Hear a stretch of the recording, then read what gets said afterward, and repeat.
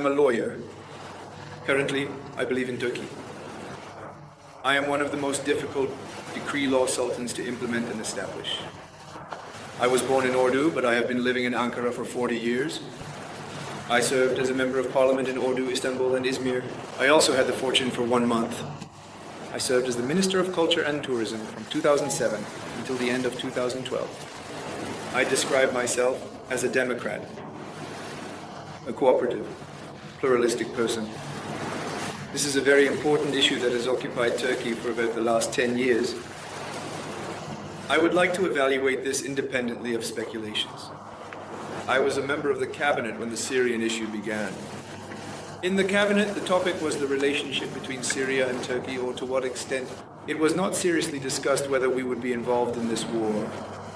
The topic came up on the agenda on one occasion. I also said, as much as possible, staying out of the Syrian conflict would be in Turkey's interest. We don't even have a significant border with Syria. No, there are familial ties. The Turkmens, Kurds, and Arabs, they are all closely related. I expressed that any bleeding wound there would seriously disturb Turkey, and I explained my knowledge of geography and history at length.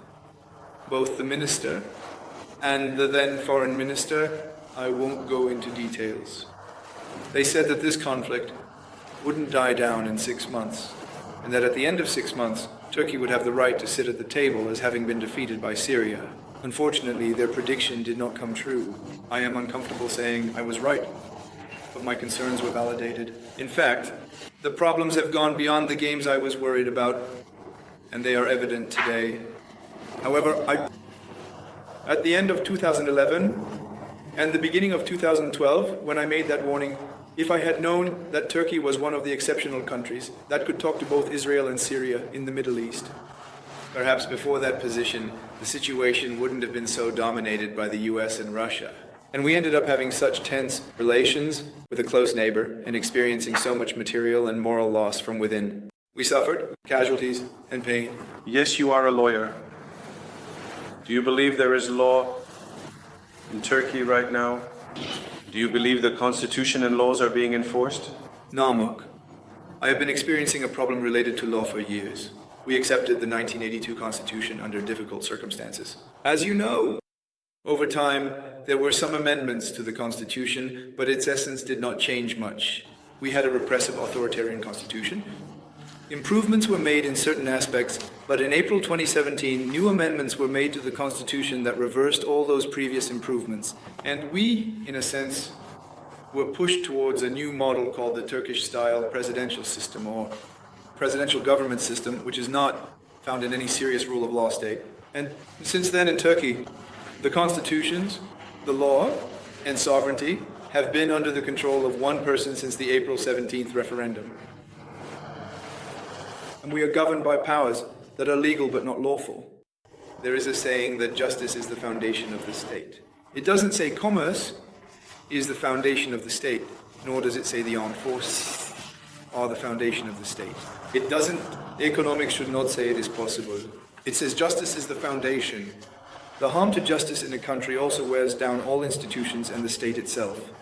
Unfortunately, Turkey is currently in an environment where justice is severely damaged, and the fundamental pillar of the state is being undermined. I am a very experienced lawyer. I say this, not just as a political stance, but from observing closely with all my knowledge and interpretations. Yes. Famously on July 15th, there was an attempt. A state of emergency was declared on July 20th. After that date, a series of decrees with the force of law were issued, and the country was governed this way for a while. How did we evaluate these? Was it appropriate? Was it justified? There was no justification for it. We embraced democracy in 1946, and we have over 70 years of democratic efforts. But in the 60s, 70s, and 80s, there were other interventions as well. Some disruptions occurred after a coup or an attempted coup, certain legal measures. The implementation of those measures can be understood. But this, certain limits must be within a constitutional legal framework. In past years, even when strict governance was applied in the country, there was a constitutional framework and judicial oversight of strict governance decisions. Now in this new period, look, he went through a difficult time on April 15th and July 15th of 2016. Turkey. We are moving towards 17, 18, 19, 20, approximately 4 years. Before this, neither May 27th, nor September 12th, nor March 12th lasted this ignorantly. All of them after a while. They led the AK party to a new era and a more democratic environment in the elections. This time, it continues with all its tension, as much as a purpose. We are in a period of measures and operations. For the first time in Turkey, there wasn't even a coup. We prevented a coup. In an environment where we prevented a coup, we are still proceeding with heavier measures than during coup periods. Where it will lead to is extremely fortunate. It was extremely fortunate. We are lucky in a way, but 70 people lost their lives. Those who committed suicide, nearly 500 people died in traffic accidents or while working. It is said to be 25,000. Those who went abroad, those who escaped through illegal means. Social peace was damaged. In other words, nearly 2 million people, along with their families, were ostracized from society. Their children were labeled at school. They became unable to find jobs. As a legal expert related to these issues, what do you think? Look, the biggest residue of this period, that will probably remain in history, will be this decree law issue. On May 27th, about 50, 60 years ago, there was a dismissal from the university. They were called the 141. The number was limited to 141 people, and shortly after, with a court decision, the administration was also instructed to implement the court's decision. They returned to their positions at the university. Almost all of them.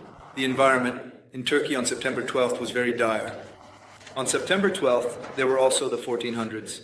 They were also removed from public service or universities. I think it was just under a certain number. They also regained their rights through legal means after a while. Now, no one knows the exact number. We prevented a coup during this period. In this environment, no one knows the exact number of those removed from public service, universities, or their jobs. Tens of thousands or hundreds of thousands. The number of those we victimized reaches millions. Now, as you gave examples earlier, no investigation was conducted on some of these people. There was no follow-up on them. Some remained with the JD party. Some were taken to court and were acquitted. Of course, the judiciary is also under extreme pressure. Even those who have been convicted are controversial in society, but at least the JD party, those who remain, who are not burdened by investigation. The return of those who jail to their duties. The return to duties is the command of the law. In other words, even if there is a form of law in Turkey, even if it is not fully legal in essence, even if it does not comply with universal law, even if a form of law is applied, these people cannot get used to their work. They also need to regain their livelihood. There is an incredible mindset like, I did it so it's done, but it doesn't fully work. We want it this way, even if they have been acquitted, even if they have committed no crimes, we don't like them, we don't want them. This mindset has no connection with law, putting law aside. It has no connection with states, state order, and justice. I'm saying a bit. So, the biggest residue that will remain from this period in history is this decree law. The implementation is, in a sense, a social conflict practice that turns into oppression. It disrupts social peace. I mean, people, during the September 12th period, for example, when something was done against people, they could find assurance that they could protect their rights somewhere in the JD party judiciary. Even if a court acted biased, a solution could be provided in the military judiciary. If not there, since there were chambers in the military judiciary, I know as a friend who practiced law during that period, that many wrong decisions were overturned. Such things are impossible in this period, unfortunately. Last question. In fact, it is completely incompatible with the law for a lower court to overturn the decision of a higher court. I would say it's a disgrace from a legal perspective. We are faced with events that need to be described beyond concepts. Yes. Last question, sir. Are you hopeful? A country like Turkey with a population of 80 million and 40 million are under the age of 30. I don't think we have the right to speak of hopelessness in a country. Turkey has gone through many ordeals. I mean, Turkey emerged from being a lava, from occupation, from foreign occupation, from other coups, from other It emerged from authoritarian regimes. It will emerge from this too. It will emerge from this too, I believe in this. We are just suffering a lot of casualties this time. This time, society is suffering a lot. It is enduring pains it does not deserve. There is a saying that the dry burns with the wet, but there is no end to the young saplings burning, the youth burning, the groves burning. This is not a good thing for this country. Our final words, sir. We need to be hopeful. Despite everything, we need to be hopeful and resilient. Thank you very much. Thank you. Thank you so much.